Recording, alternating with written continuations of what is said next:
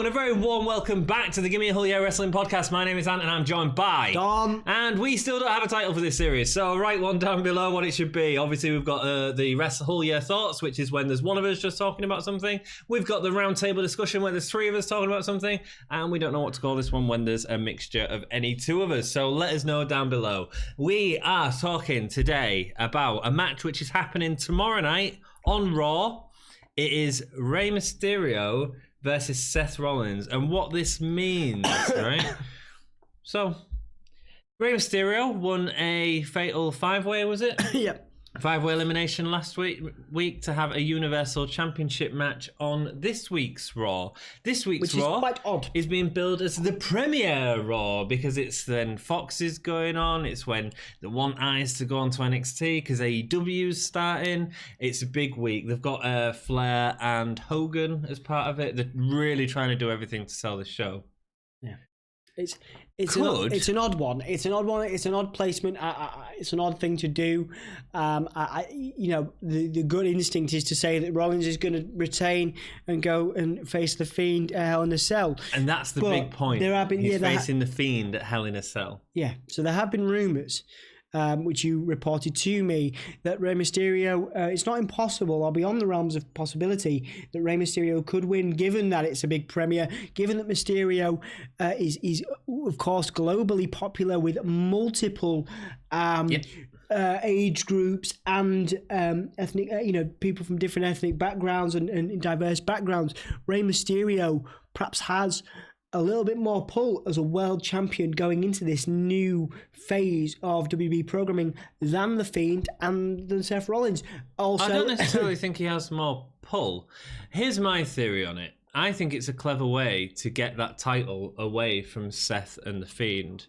The Seth and Fiend match is so controversial, and the reason it's really exciting, and I think everyone's really excited for Hell in a Cell because of that match, is not just because The Fiend has been doing great work, but if The Fiend loses to Seth, then The Fiend's lost. And this massive build, which has been brilliant and one of the most exciting things on Raw, has just been fed to Seth. I think, if he wins the Universal Championship very early on. I do appreciate that. My issue, of course, is what happens if Rey wins. What does he do at Hell in a Cell? It doesn't matter. You don't need him there. You don't need the Universal title championship on that because you've already got that massive main event. Do you think that the people at the head of WWE, Vince McMahon, Paul Heyman, etc., will feel that way? I don't know, man. I mean, it depends. I just think taking the title out of that match, which we know we're getting now, and we've done a roundtable discussion before about The Fiend, and it's all about this sort of Hell in a Cell, Braun Strowman, Seth Rollins sort of thing that's going on. Taking the title out of that match seems to make a lot of sense. Now, the reason that they wouldn't do it is because giving it to Seth Rollins, they give him it in by beating Brock Lesnar clean, which was massive, which even Roman never did. Yeah. And so I assume it's going to be a long run, but the fans haven't really been behind it. No, especially not if you. There's a couple of house show matches between Seth and The Fiend that have been popped up online, and you can clearly see whether it's intentional or not, because you would assume that The Fiend is positioned in the heel role. You can see that the Fiend is very over with the crowd, and Rollins less so. I would love to see Rey Mysterio get one more run. I think that it would feel good. It would be very odd, given that we're heading into this new era, excuse me, to have no world championship defended on a big pay-per-view like Hell in a Cell. Although, no, because you're right. Well, I'm right, because Brock Lesnar and Kofi's going. They're having a title match, but it isn't on a pay-per-view. That's on SmackDown as well. So Brock's winning that. Next week, WWE are going to be doing some big things to try and get a lot of eyes onto their product because it's a big week for them. It is. Giving Mysterio the title would certainly get people talking. It'd be good for Mysterio in terms of giving him that legend last run type thing. I think it'd build well into the Dominic storyline that he's got going on, which I think is going to go further down the line. What you mean? Well, obviously the stuff with his son, which is fantastic. How do you think that's going to play out? I think it'll be a WrestleMania match where he teams up with his son and then his son turns on him at the end of the match. I think that's sort of where it seems to be building, right. and I think that sort of makes sense. And then you get Dominic over as a bigger heel beating up his dad, and oh wow, I think that sort of makes sense. It is a sort of blah thing. Yeah. Hell in a Cell. The other reason I don't think it needs the, I mean, they can put Mysterio in any random match on it, you know, and he's going to make it look good. Go to SmackDown and fight Andrade Cien Almas, and they could reignite that feud, and then just put them in on a match and give them a 15-minute match, you know. Yeah. But I also think the Hell in a Cell, people are so excited about the Fiend and Seth Rollins. Maybe it is a good thing that the title's involved in it. I just there's one. So what would you rather happen? What would I rather happen? I'd rather that they kept it and they had a screwy finish for the Hell in a Cell. And bear with me, there's only one real screwy finish I think works. I think, well, two maybe. I think that's The Undertaker interfering in their match, building up the Fiend and thingy, and the match is either thrown out or that's how Seth wins. That's fine. I'm okay with that as long as it's via the Undertaker's help, because the Undertaker should be above that anyway, you know. Yeah. Which sets up a Bray Undertaker feud. I think that'd make sense. Yeah. The other potential one would be Kane. Potentially makes sense. He obviously attacked him, but again, that playing to the Undertaker thing. You attacked my brother. Yeah.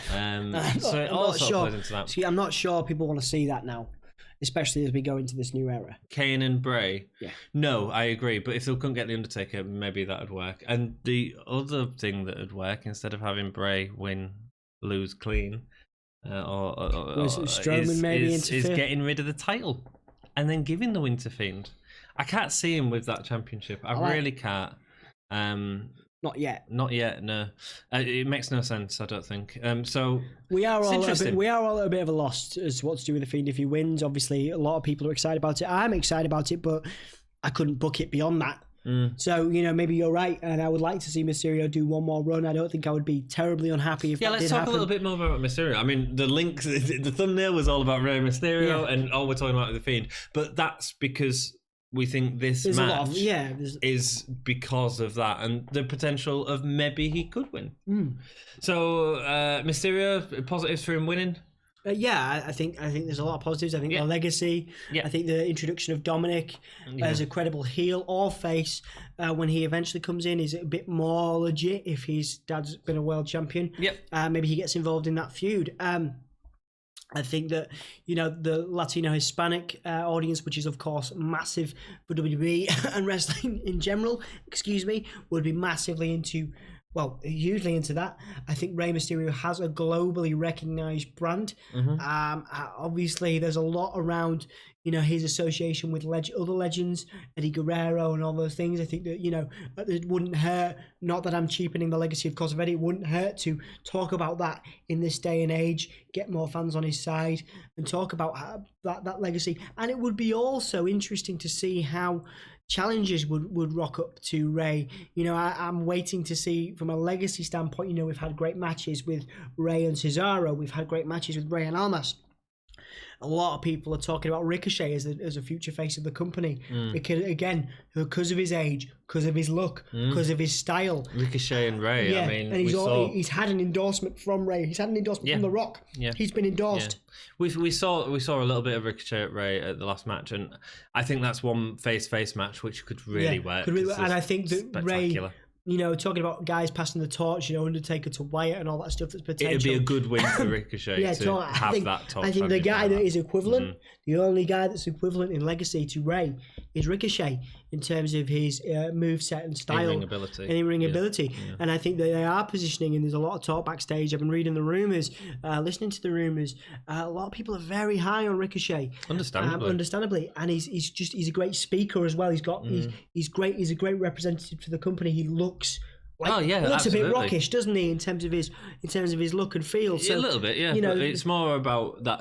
He feels like a superhero. Yeah, you sort of saw that at SummerSlam with his Nightwing. He's got charisma, and I think that they could position a guy like Ricochet in the same way that they did with Rey, particularly in WCW when he was going over Kevin Nash. You know, you could see Ricochet as a world champion going over Brock Lesnar or going over a bigger guy because he's a superhero. He wouldn't go. A bigger guy. A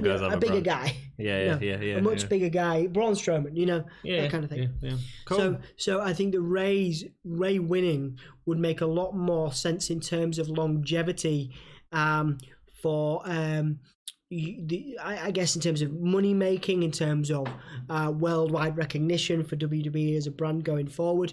I think that it's a win-win situation for the WWE. It would be a massive swerve. I don't think we've seen a swerve that massive in recent memory, in terms of people expecting one thing to happen and then getting a complete different one. But in terms of the rest of in terms of that main event, it just sort of makes sense to actually remove the title from it. It's the one thing we said when it was announced that he was going to either face Braun or Seth. It was like, it can't be for the championship. And it is the kind of thing, historically, of course, we do talk about wrestling history a lot on the Wrestling Agreement.